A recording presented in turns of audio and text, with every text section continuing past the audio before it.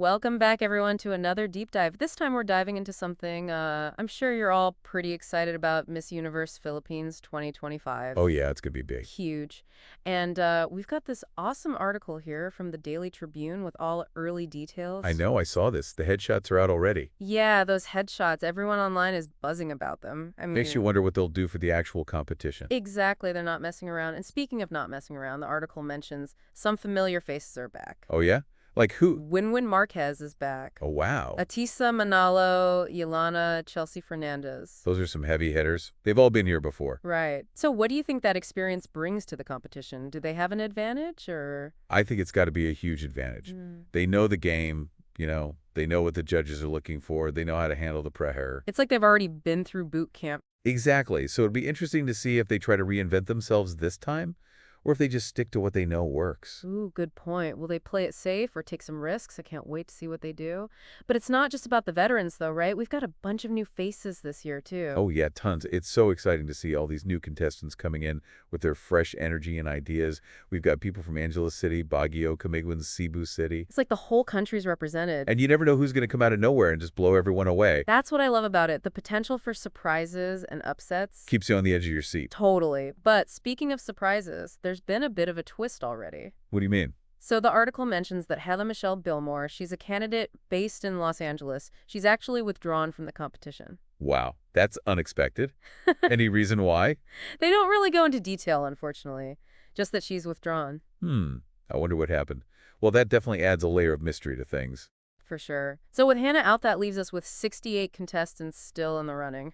68 incredible women, all vying for the chance to represent the Philippines at Miss Universe. And don't forget, it's in Bangkok, Thailand this year on November 21st, 2025. That's right. Big shoes to fill, too. Chelsea Manalo, last year's winner, she really set the bar high. She did. Miss Universe Philippines and Miss Universe Asia. Incredible.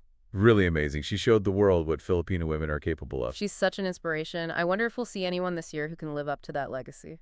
I think we will. The talent pool is just incredible. I have a feeling this is going to be a year to remember. I mean, it feels like what it means to be a beauty queen is really changing, doesn't it? Oh, definitely. It's not just about looks anymore. It's about so much more than that. Right. It's about using your platform to make a difference, to advocate for causes you care about. Exactly. These women are out there making a real impact. They're not just sitting around looking pretty. They're smart, they're driven, they're passionate. I was looking at their photos in the article, and you can just see it in their eyes. Oh, yeah. You can tell they're ready to take on the world. For sure. But I'm curious, for someone who maybe doesn't follow pageants that closely, why should they care about Miss Universe Philippines? What makes it relevant to them? That's a good question. And I think it's important to remember that pageants like this, they're a reflection of society. Oh, interesting. Yeah, you see the diversity of the Philippines represented in the contestants. You hear their stories. You learn about the issues that are important to them. So it's like a microcosm of the country. Exactly. And I think that's what makes it so fascinating. It's not just about the competition. It's about getting a glimpse into the heart of the Philippines. And showing that heart to the world, right? Absolutely. The Miss Universe pageant is a huge global event. Millions of people watching. And when a Filipina wins, it puts the Philippines on the map. Talk about national pride. It's a huge boost for tourism, for investment, for Filipino culture in general. It's incredible to think about the ripple effect something like this can have. It's not just about one woman winning a crown. It's about so much more than that. So for our listeners out there who are maybe on the fence about tuning in, what would you say to them? I'd say give it a chance. You might be surprised by how much you enjoy it. Yeah, you might learn something new about the Philippines, about these amazing women, about yourself even. And who knows, you might even get hooked. I know I am. Okay, so let's get back to the competition itself. We were talking about those returning contestants. The veterans. Yeah. What do you think the dynamic will be like between them and the newcomers? Oh, I think it's going to be really interesting to see how that plays out. Will there be any rivalries, do you think? I'm sure there will be some healthy competition, for sure. I can just imagine the drama backstage. But I also think there's a lot of potential for mentorship. Yeah, the veterans could really help guide the newcomers. Share their experience, offer advice. It's like having a built-in support system. And I think that speaks to the changing nature of pageantry as a whole. How so? It's not just about being the most beautiful anymore. It's about being well-rounded, intelligent, compassionate. And using your platform for good. Exactly. And I think both the veterans and the newcomers really embody that. I mean, it's like a social experiment almost, isn't it? It really is. You've got all these amazing women with their own unique stories and personalities, all competing for the same goal. And they're all bringing something different to the table. Exactly. So who knows what's going to happen? I think that's what makes this year so exciting, Oh, absolutely. It's wide open. especially with Hannah dropping out. Yeah, that definitely throws a wrench in things. Totally wild card. Okay, so before we wrap up, any big takeaways from our deep dive into this article? I think the biggest one is that pageantry is evolving. In what way? It's not just about beauty anymore. It's about so much more than that. Yeah, we talked about that.